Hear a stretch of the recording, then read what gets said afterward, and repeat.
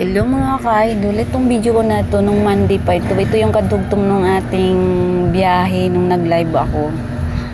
So eto, nandito tayo sa Kamula Kamuning yan hanggang sa Show Boulevard Star Mall lang tayo dyan.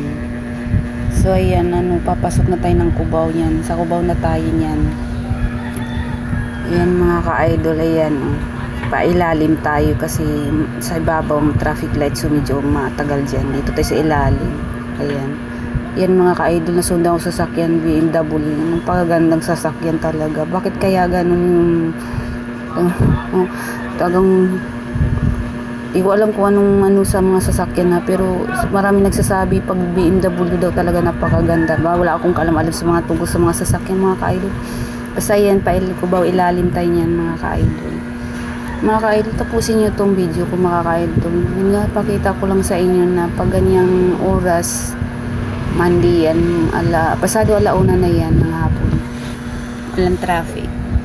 Pero pag araw ng Martes, saka Friday, grabe, kahit tanghaling tapat, sobrang traffic. Di ko alam kung anong meron sa araw na yan. Matraffic talaga. So, ayan mga ka-idol, sa na tayo niyan. Santolan flyover na tayo niyan paakit. So, mga ka-idol, magbiyahe tayo ng rush hour. Papakita ko sa inyo kung gaano kabigat ang traffic. Bumper to bumper yan.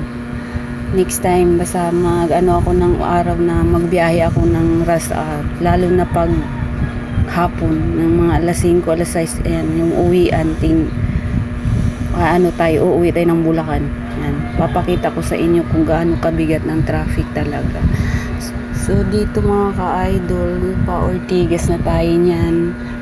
Mga ka-idol, tapusin niyo to kung video mga ka-idol. Hanggang Star Mall, Show Boulevard lang naman yan. Pinapakita ko lang yung, maganda rin naman yung dyan.